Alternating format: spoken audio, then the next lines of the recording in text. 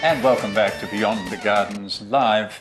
My name's John Colwell. I'm joined by John McWilliams and Alison Dawn, and we are here to talk with you, courtesy of our sponsor, the Water Corporation. Now, one of the things about Beyond Gardens Live is its unique program. It is live some of the time. Can I give you a clue? If down there on your screen, okay, there's a little thing that says live, then we're live. If it's not there, we were live. If it's not there, still alive. We were live once, but not at the time of the program. Does that make sense? Yes. Sort of. Okay, all right. That is something. We have calls, we have emails, and this is how you can do the same. Yes, you can call us on 64685994. Remember to turn that sound down, as the gentleman previously spoke about, the delay. And email us with pictures, tv@beyondgardens.com.au. Oh, that's simple. And we do have a bit of a bank up of callers. We do, So... and we also have a story to tell as well. So let's do a couple of calls first, and then we'll tell our story. Okay. Hello, welcome to the garden. Welcome to the garden. Oh, there's feedback. See, you've got to turn down the sound on your television. Shall we try it again? Hello, and welcome to the garden. Hello. Yes, would you like to turn your TV down?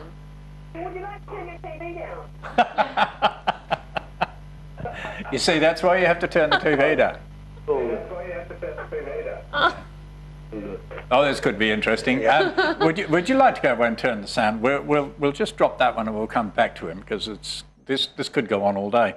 Have we got another caller there, or shall we? Yes, we have. We have. Okay, let's try our other caller. Hello, welcome to the program. Hello. My name's Michael. Hello, Michael. Good evening, all. Hello. I'm just wondering what I'm doing wrong with my Tahitian lime tree. It's just over a year old. And I got hundreds and hundreds of little limes on the tree. And I want to know what I'm doing wrong. And they dropped, did they? No, they don't drop. Oh. No, maybe a couple, not many. So they will. I'm sorry, that sounds like I'm being a bit negative, doesn't it? No, they will. The thing with nearly all citrus, and the Tahitian lime is no different, is that mass flowering, beautiful perfume, and then you get a phenomenal fruit set afterwards. But out of that fruit set, in a good year, I'd say that 95% will drop off. In a poor year, about 99% will drop off. And nearly all the citrus are biennial bearers, so they'll have, if you're not careful, you'll get a bumper crop one year, almost nothing the next. So you thin out the bumper crop yourself. That's what I had last year. A bumper crop? Yeah. Yes, well, you might be due for a lean year this year, I'm afraid. And then next year back to a bumper crop. So the best thing you can do in those bumper crop years is resist the urge to get all the fruit you can, and actually thin them out just by hand. Just pull them off or pick them off. Thin the crop by about half to try and even up that biennial bearing. Yep. Yeah. Thank you very much. Okay, good luck with it. Good luck. We do have a bit of a bank up of calls, but do we want to talk about something quickly first? Well, I wanted to talk about wildflowers. Can I talk about wildflowers? Debate. This is interesting. I'm putting Alison on the spot, because what you don't know is that Alison has a voice in her ear, okay? and so that's why her responses are considered and deep. We can. Responses are always considered and deep. All right. In that case, let's talk about wildflowers. Yes, let's talk about wildflowers. Beautiful abundance of wildflowers in Kings Park at the moment, and though we have had some very heavy rainfall, John has managed to sneak in there and take a bit of footage during the clear parts of the days.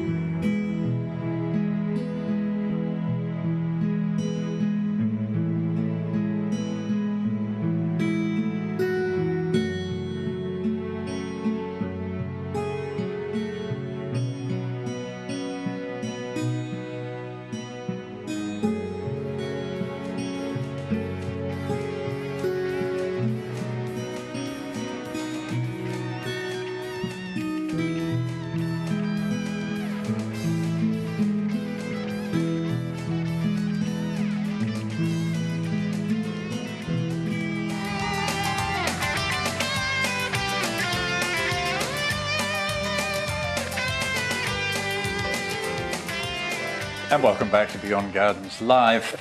Wonderful display of flowers. Great diversity of our own flowers. I always wonder why we don't grow more of them. Because we should, really, shouldn't we? We've got absolutely. Such a phenomenal depth there of plants. And that was just a taster. Kings Park, of course, is good for flowers all year round. It's peak season, admittedly. The festival goes on for another week or so, till the end of September. But the flowers linger on well through into Christmas. Always worth a visit. Right. You advised me that there are angry gardeners queuing up at the gate. Probably cursing us for not getting the rootstock of the rose. We do have a bit of a bank up. Please be patient with us. So let's say hello to our first caller. Hello. Hello? Hello, yes. Oh, yes. I'd like to talk about a macadamia tree. Yes. Right. They're huge, plenty of nut, and the black cockatoos seem to get all the nut. Yep. Can I prune them down a bit? Yeah. Yes. Are you talking about pruning down the black cockatoos? They're already pruned down. There's hardly any left.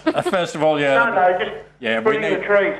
We need to preserve all the black cockatoos that we can. But you're right, they do make a mess, the black cockatoos. I think last year, the year before, in my tree, in about 25 seconds, the entire crop. And that's what their bills can do. Bang, they just take the whole lot. It was a real mess. Actually, this is a better one. Look at that. That was what the underneath of the tree was. So, can you prune a macadamia? Yes, you can. And I say that based upon the fact that the wind pruned mine in half. It smashed it. It's fine. So, yes, you can prune it. I would suggest, I know this sounds a bit strange, but we're probably doing it now or maybe even a little bit later. Now, obviously, you're going to lose some crop.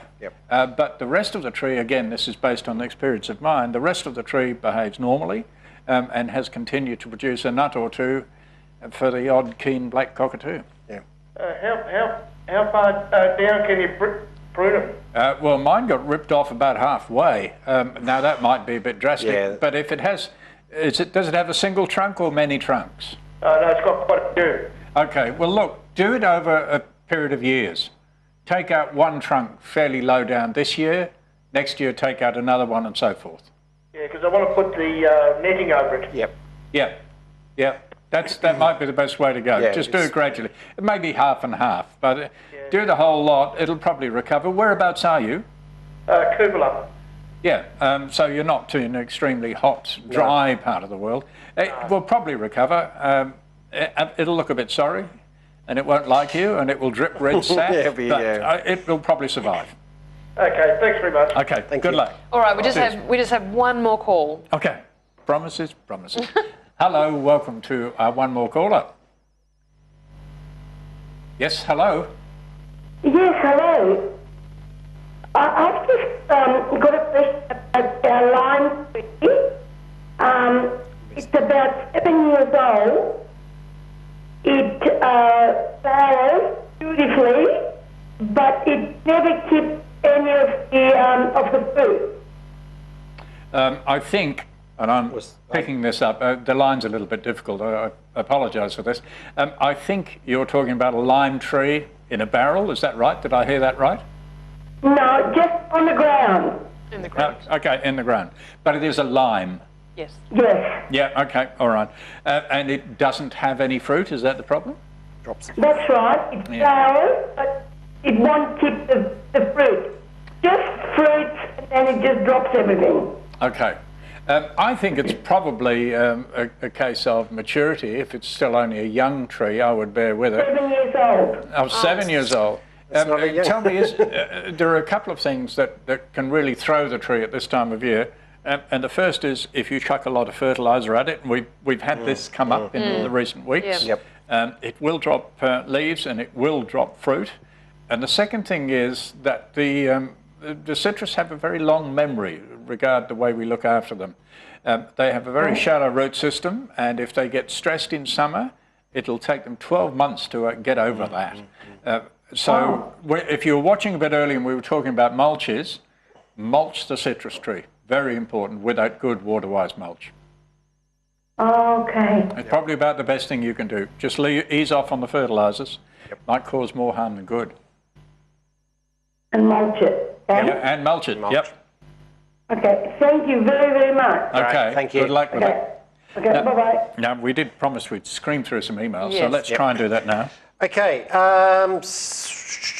John, he's sent us an email praising us on his lime tree, who had the citrus leaf miner. Yep, thank you. Talking about praise, can I just remind you that we have some free passes to Carrigalan Expo to give away. Not hard, no tricks on this program. It couldn't be simpler. All you have to do is email us and say, please send me a pass. Carrigalan is not a cut lunch and water bag away. It's just up in the hills. It's a great day at the expo. There are all sorts of things go on. It really is a great day out in the hills. So just email us. The address? Oh, the email I thought you might jump in. Okay. Email us at tv@beyondgardens.com.au. Yep, and just ask for a ticket. Ask for a ticket and we'll see you there. Hey, please, send me a ticket. Absolutely. I interrupted. I'm sorry. No, that's fine. John, apart from giving us some thank yous for his citrus leaf miner, he's asking when he should spray for mould on his grapevines. Oh, we were going to give simple answers. There is no simple, quick answer to that. No. I would refer you to the Department of Agriculture's website, and there they have a leaflet which explains the procedure, because it's not something that's easily explained in a few moments. No. Okay, there, that dealt with that one. That one right. is, yes. Okay, we have another one from Paya in Rollystone. My mango tree and Sheena's gold plants, all in pots, have these black spots on the leaves and stems. They go through the leaves to the other side. What are they? Are they dangerous to the plant's health? And if so, how do I treat it? These pots also house ants which eat the petunias growing at the foot of the Sheena's gold. Wow. I have put down ant powder and poison, but still the ants are there. I dislike using poison as we have bandicoots in the garden, and since I'm worried I may kill pot plants if too much poison is used. Okay. Number of points. Putting down ant powder really is not a super effective control anyway. I don't think the ants are associated with the problem. This is a picture that you sent us. The black spots, we're going to see a fair bit of this at the moment because of this long, wet month we've had. It's actually a normal month. It's just we haven't had a normal month for so long. I think it's probably just bacterial spots. In theory, you could try and control it. And if you wanted to, I'd use one of the systemic fungicides to have a go at it. Or, what's the name? Fosject. Phosphorus acid. Yeah, sold. Both of those will give you some control. Yeah. And don't worry about it too much. Yeah, I wouldn't. That would be... Actually, don't worry about anything in the garden too much. It just takes the edge off enjoying it, doesn't it? As far as the ants go, usually the soil moisture is a good indicator. It's not always an indicator. If the soil's dry, you will get a lot more ants. The one way you can identify ants to get rid of them is you do need to send them into the Ag Department, Pest and Disease Information. You can take a photograph, or you can actually get a piece of sticky tape. Oh, you actually want to control the ant? Yes. Photographs them to send the ant in. Yep, and they can identify that ant and give you some suggestions on how to control that one as well. Make sure your soil moisture's good, so wetting agents and the like, and that generally scares them off a little bit. Next email. Not that I'm rushing you. Well, we do actually have a call on the line. Are we allowed to take another call before we go to one more email? Then we'll go to the call. Okay. We've got to get through them. Have another email from the same person. Yep. They have a stringy parasite type plant growing in our silver wattles and robinias. According to the neighbours, there used to be a lot of acacias in the area, and they are all slowly succumbing to this growth. There's pretty red flowers in late spring. Thankfully, seems not to like the eucalypt trees. However, I'm worried that it could spread further throughout the garden. What is it? How do I kill it and or strengthen the attack plant against it? Okay, what is it? Not perhaps that evident from that picture. It's a mistletoe. It's one of the native mistletoes. It's Amaima. And it does make a real mess. It's Amaima pricei, I think, pricei. Let me see if I can find a picture of it for you. Steve's probably licking his lips at home. Yeah. Okay. This is, the flowers are quite attractive, and they're followed by these fruits, and it's a fascinating story. We need people like Eric McCrum to tell you the story about the strong link between this plant or this group of plants and the bird, and the mistletoe bird, and it explains why they're spread. As our caller pointed out, it's quite attractive. There are the flowers, and it grows as a parasite. So if you follow those branches up from the bottom left, they come to a central point. This is called the horstorium, where it's joined on. And these do make a real mess of wattles. They can really make a mess of wattles. And the best thing you can do is cut them off as soon as you see them. Unless you enjoy the mistletoe more than the wattle, because it will kill the plant. Exactly. David Attenborough's Private Life of Plants has a great video of the mistletoe bird doing its thing from WA too. They got the footage in WA. There you go. So, Beautiful. there we go. Caller? Caller? Caller. Caller. Hello. Hello? Yes, sorry to keep you waiting. That's okay. I actually rang you on your last show of the first series about my rosellas. Yes. Oh, yes. You guys had a bit of a private joke, I think, happening at that time with rosellas. Yeah, we just had a whole heap. Mine actually succumbed and died. John's died way before mine, but yeah. So that was the... Yeah, but the good news is... done very well. Yeah, fantastic. If you want to grow rosellas, right, you can have them in the ground now and grow them through summer. They may well die in winter, but you can. Exactly. You've got enough time to get them up and flowering in a rosella or two. Oh, it's an awful picture. Sorry, hang on. Let me try a better picture than that one. They're doing very well. Oh, good. Yeah. And very attractive plant, as you can see. Yeah. Yes, but I have one other question. Yes. You're talking about mulches tonight, and I want to talk specifically about vegetable garden mulches. Yes. Is it the same? Absolutely. Yes. Absolutely. Absolutely. So pine bark mulch. Yep. Yep. Or bush mulch or prunings. Large, coarse, Stone. irregular particles that don't hold water. Absolutely. Brilliant. It's look. Yeah. Think about it this I've way. been trying to build up the soil in Bayswater for about 7 years, and I've done okay. And there's a few worms, and it seems to be going well. But I've always used the finer things, you know, like straws and. As I say, look. Use pine. These other products are more soil improvers than mulches, and the mulch. It's important to recognise the mulch works in association with the soil. The plants you're growing in that soil don't come into the equation, so it's the same mulch right across the board, every single part of the garden. Yep, and you will be amazed at the difference. Oh yeah, you really will. And especially in summer, you'll especially in water and wilting and stress and everything else, you will be amazed. Okay, that's great. Thank you very much. Great. Thank you for your call. Now, we do have another caller. Okay. Well, let's do that. How many emails have we got to go? Heaps. 65? Yeah. Okay. Hello, welcome to the garden. Hello.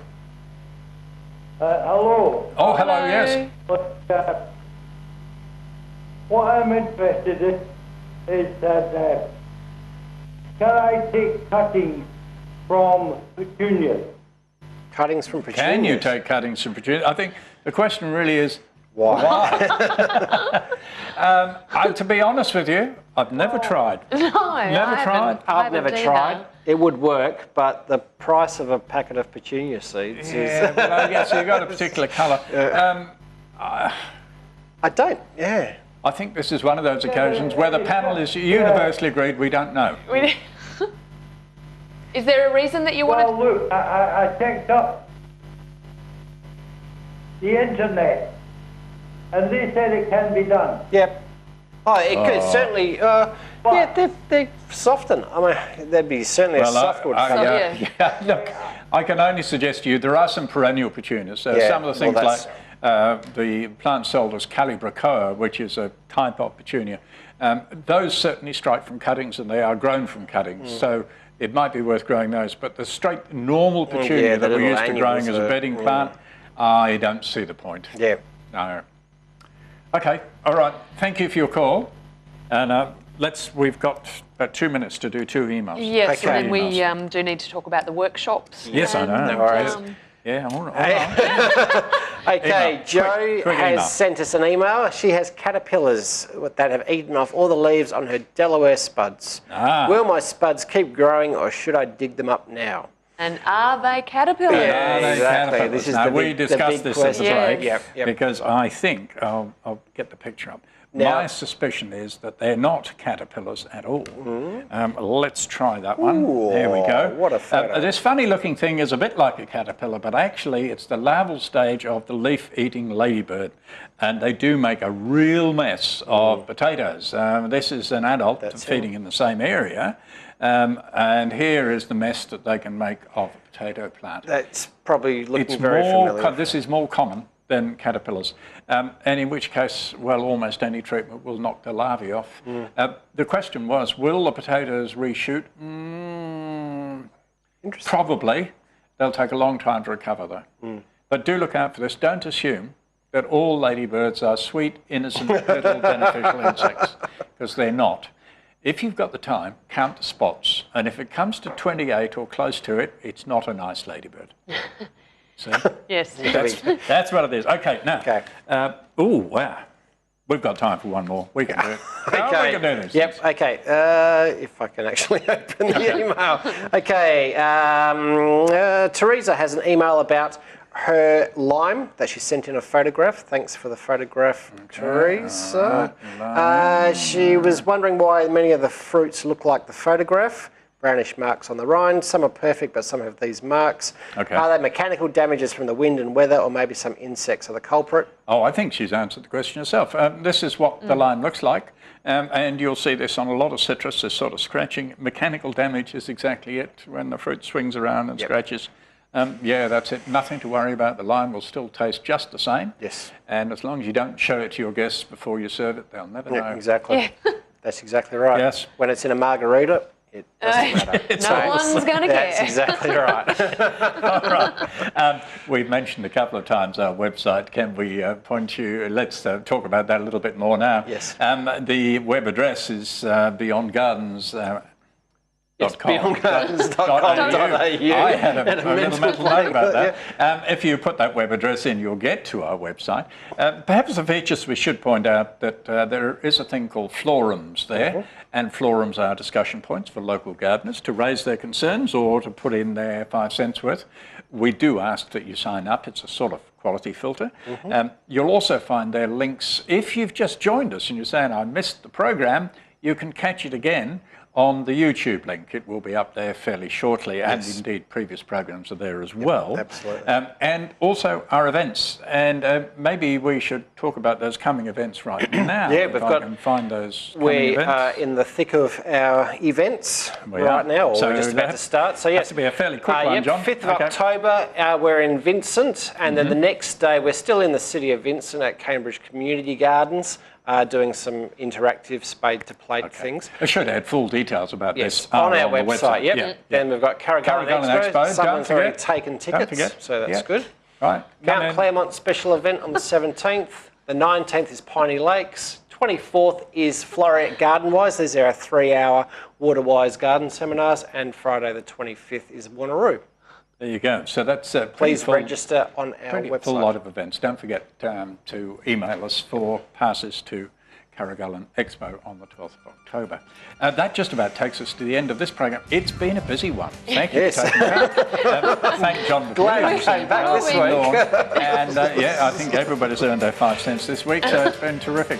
We would like to thank you for joining in. Hopefully you will join in next time we're live. Remember, if that little thing's down there, we have been live. If it's not there, we're sorry, you were just a little bit too late.